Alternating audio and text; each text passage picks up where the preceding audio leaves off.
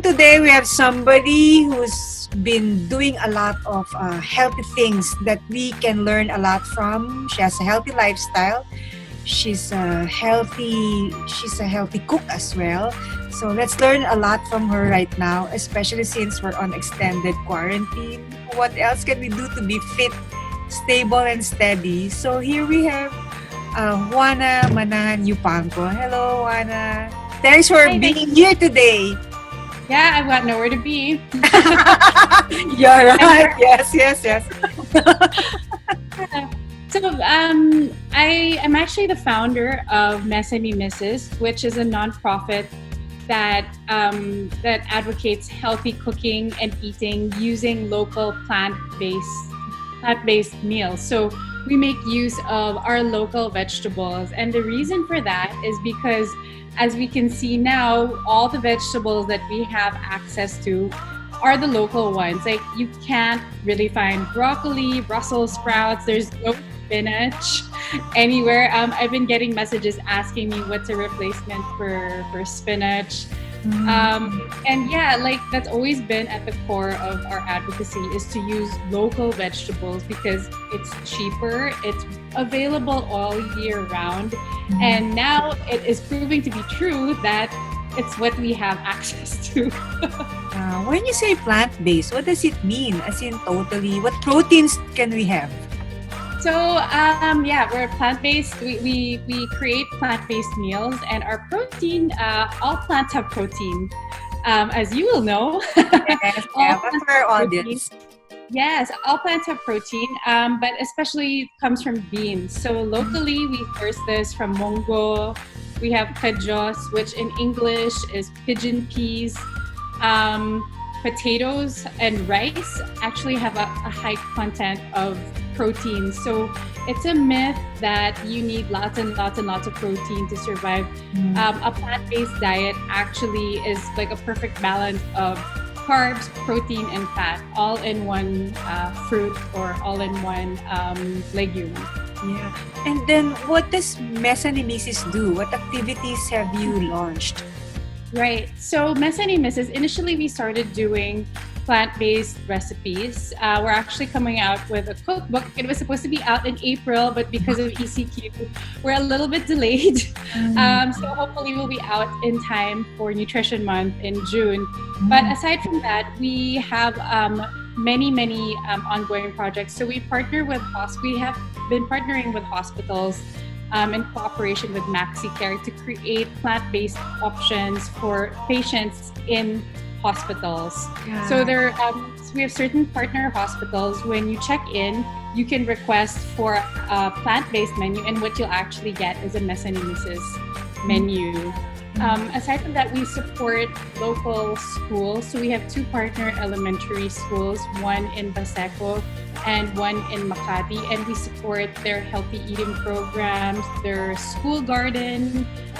We just teach them how to be sustainable from end to end. So everything from helping them learn how to grow their vegetables to teaching the nanais how to cook it, teaching kids how to eat it and what's good about it, and then everything up to we do a recycling soap making program with them and eco bricking with them.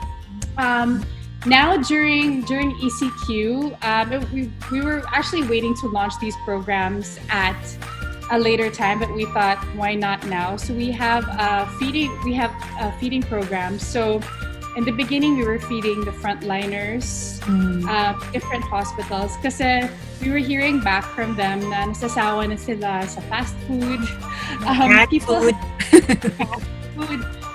People have generous hearts and they really give a lot. But nasasawa din po yung mga frontliners kasi everyday na lang the same. So we decided to provide them with healthy plant-based meals. We also moved on now because of the GCQ, our seniors are not allowed to go out. So we've started providing packed meals for homes for the elderly, as well as sending them fresh vegetables and rice. So that's our Super Seniors program po. And lastly, again, born out of this ECQ, we have a rolling palengke called Market Nemesis. and we provide vegetables and rice and bread. Everything is subsidized, so it's cheaper than the market price point. Where are these available? The market Nemesis. So, Market Nemesis is we go. Our first partner city was Taguig, so we've been going around for 3 weeks now. 4 times a week, we're assigned to different barangays to help decongest the main markets. Today we launched in Las Piñas. So yes, 2 cities so far. We've been able to be there. Yeah, that's good. Especially when you're in a confined space, you really need all the nutrition that you can get, no? Absolutely. Even and with the rainy weather, the heat, everything, you're really prone to feeling under the weather. Yeah, the heat has been so bad. Parang when we go out to the markets to visit the sites, it's so hot. Just Yeah. Yes. What moved you to come up with this plant-based advocacy? Is there a story behind it? Tell me about it. Ever since as far back as I can remember, I just know that Pinoys don't like vegetables. Yes. And especially the more marginalized communities, they really prefer to eat instant or packaged food. I understand why. It's cheaper. They may not have a place to store it, so something preserved will stay good for a long time. But in the long run, they also have higher rates of non-communicable diseases. So non-communicable disease is heart, diabetes, liver, kidney, high blood. And when I was doing my research, I found that all of this is preventable by changing food. Diabetes in the Philippines, very prevalent diabetes. When I do my corporate talks, I ask, sino may diabetes or is pre-diabetic? Like 90% of the crowd will raise their hand. And it's from the food that we eat. So, I saw our family driver got diabetes and he almost passed away, but he healed himself through food. He stopped eating meat. He changed to just fruits and vegetables, and he's back to working for our family again, and he's like family to us. So we were so happy, and I thought, if he can do that, I can do that, and I think most people will be able to achieve that. So that was my motivations to really, in the end, is to save people from spending so much in the hospital, because you see a lot of people, like, it's their kids who inherit their debt from the hospital bills. It passes to the kids, and the kids are just working nonstop. So the money that the parents had put away to give a better life for the kids, nauubos din sa hospital. And then it's just this vicious cycle that contributes to their poverty also. So I thought, well, if we can change their habits or change the way they eat, just to eat more vegetables and show them that you don't need meat all the time, maybe it will help them. So yeah, that's how it was born. So you would say that you discovered food as a healer. Food heals us. At the same time, would you say that it also can help us heal our moods or emotions? Is there a connection or as well? I didn't believe it at first until I tried it out on myself. Like, I used to have a very short temper, inis right away, or when you say kumukulo yung dugo, I would feel that. And then when about 6 months into being plant-based, I realized that was happening less and less. Like, yeah, of course, may inis ka pa rin, but it's more, parang it's not so heavy na. You can just kind of let it go. I'm as a woman, my cycle became more even. And I really believe it's because of the hormones that I was getting that you ingest through food, especially chicken, pork, beef, all the extra antibiotics there. So when that's not in your system, it just feels, everything just feels a lot more even. Did you feel that when you switched your diet? Yeah, I guess more peaceful, and there's less of the chemicals and antibiotics that I re-ingested from meat. Yeah, yeah. So I definitely found that there's a connection with that. Definitely more even tempered. I don't get sleepy anymore after lunch. Before, parang if you eat like a heavy lunch with protein and say your rice and your ulam, I used to need coffee to wake up again after lunch. But now my energy is just so much more even. And a lot of people who try plant-based diets feel the same way. Give us some ideas. Like people would say, "Oh, vegetables. What's that, salad only?" So, what else can we come up with? Like breakfast, lunch, dinner. With our recipes in MezaMeMRS, I think we only have like 2 salads. And that's because I want people to get busog eating vegetables and to show them that you can get full and be satisfied with just vegetables. So like, and we use local vegetables, so it's cheaper, it's accessible. So we have things like our upo lasagna, which is a lasagna, but instead of using the noodles, it's the upo, which you slice thinly, and it has a filling of chickpeas, kangkong pesto, tomato, and you bake that for a while. That sounds delicious. Oh, it's one of our best sellers. Like it's one of the things people request for the most. Another one of my personal favorites is our kare-kareng munggo. So, like kare-kare, traditionally, it's just the gulay. If you have it like vegetarian or vegan, they just take out the meat, diba? So I said, no, kulang pa, like you're still hungry. So what we did is we actually make the munggo kare-kare flavor plus all of the vegetables. Wow. My other favorite is munggo bolognese. So instead of meat, you're using munggo. Okay.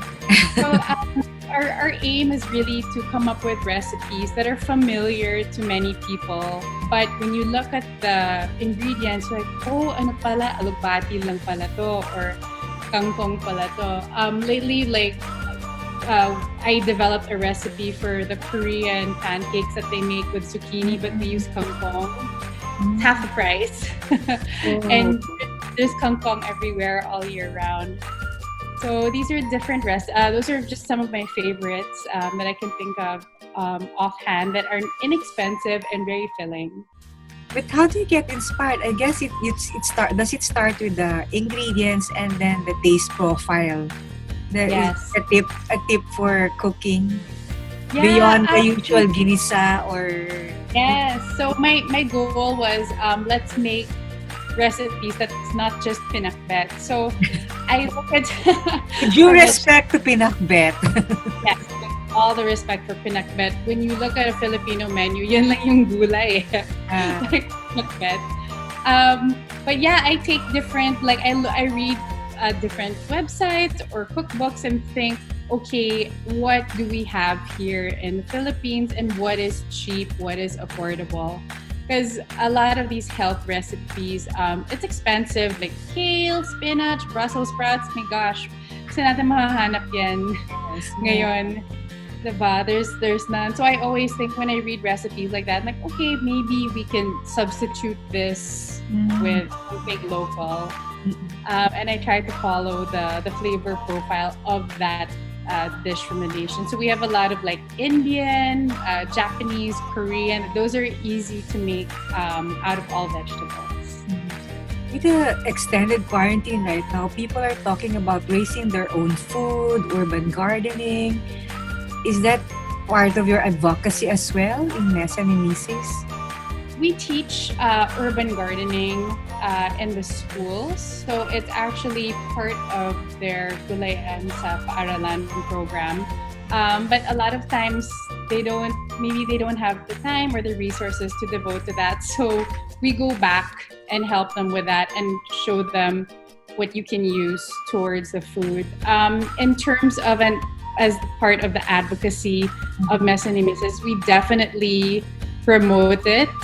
We have on our team, we call her our farmer girl, but if you tune into our Instagram stories, our Instagram lives, she teaches how to plant your own thing. So tomorrow actually, she'll be there. She's teaching how to grow your own kamote. Because I told her, I said, we can't just tell people to grow alugbati. Walang mabubusog dyan. Like, you need to teach people how to grow something filling that, for me, that's like the squash or like potatoes, kamote, things like that will really fill you up at home. Well, we're already in season 4 of quarantine, and I guess you do a lot of us are doing a lot of thinking. What are your particular thoughts with regards to this quarantine period? Do you think that your lifestyle has sort of prepared you for this? Definitely. We don't have to go out to the grocery so much because we don't really buy packaged or processed foods. Everything comes from the farmers. Right now, there's a lot of like small companies that deliver straight from the farmers. And thankfully, they've been given access from the province to come here and sell direct. So we're able to sustain our whole household just like having that delivered and having rice delivered. I think I would be scared if I had nakakatakot din, like they say, like the poultry, the beef, like considering where the virus originated from was a wet market with animal products. That makes me really nervous to eat animal protein that's been transported with the heat and everything. So definitely it's been a lot easier on our family to cope with this.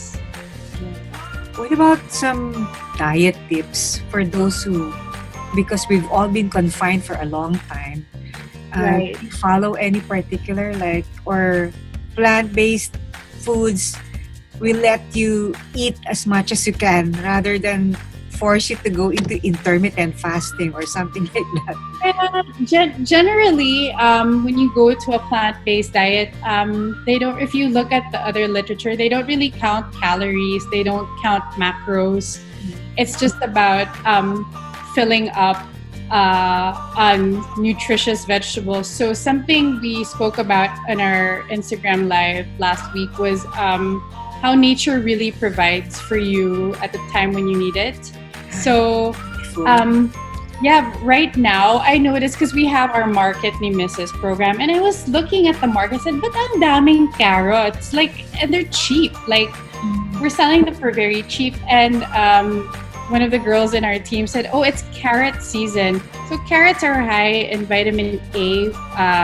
That's like really something that fights flu, that fights disease. So I'm a firm believer that nature, parang she's giving us these carrots for cheap now because we need it. We need it now. There's citrus fruits, oranges, dark leafy greens, kangkong, mangoes are in season. So if there's one tip I will give, it's to eat in season because Mother Nature knows what we need when we need it. So now, so fruits, it's pomelo, it's mango that are cheaper. Those are in season now. And it's because they're high in vitamin C, vitamin A, which is what we need to fight flu, to fight virus, to fight viruses. So that's my tip, eat in season.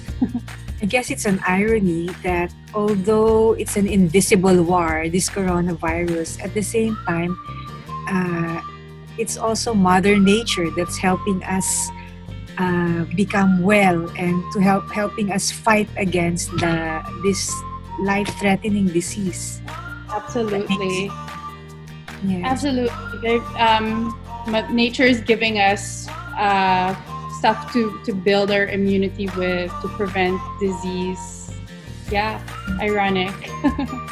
Are there more are there other things that you want to tell us, like where do we watch out for the next market Nemesis, or activity Yeah. to look out for? Very interesting.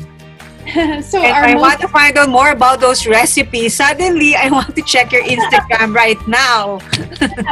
Our most active social media platform is Instagram. So it's at MezaMeMRS on Instagram. And then on our website, that's MezaMeMRS.com. All the recipes are there for free. You can even print them out in PDF so you can keep them in your kitchen, like as files. And we have a lot of resources there about the different kinds of local vegetables and what the nutrients are in these local vegetables. So it's a great resource site for learning about different vegetables and learning about different recipes. Juana, I'm just listening to you. I'm very much inspired by your positivity. Besides the good food that you're eating or in preparing, what are the other tips that you can give us, like maybe for self-care, just to make the practice more wholesome? What I else know do you do to keep safe and steady? they say it all over everywhere, but we pray a lot as a family together. So prayer will really keep you centered, knowing that God's in control of everything. And I think that's also where, with just being more peaceful with the food that you eat, like you're also more peaceful inside and out. So that's my number one, is to just keep praying. Number two is to sleep. I know a lot of people now, parang their sleep patterns are disrupted because you're not doing anything in the day. So parang it's just day to night. And perhaps keep a schedule. So try and do a little bit of light exercise in the morning para mapagod ka. Cook your own food. I love doing that.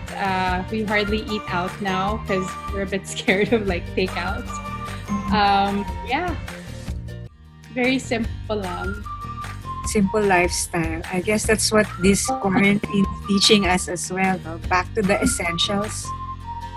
Yeah, and like we're not eating as much junk food anymore, and we all feel so much cleaner at home because you need junk food. You have to go to the grocery, then you have to line up, and parang like, wag na lang. You can live without it pala. Thank you, Juana. I won't keep you. Thank you for taking the time right now, for giving us those inspiring tips that will help us go through go through this extended quarantine. It's uncertain times, but at least we're equipped with weapons like good food, good nutrition. Absolutely.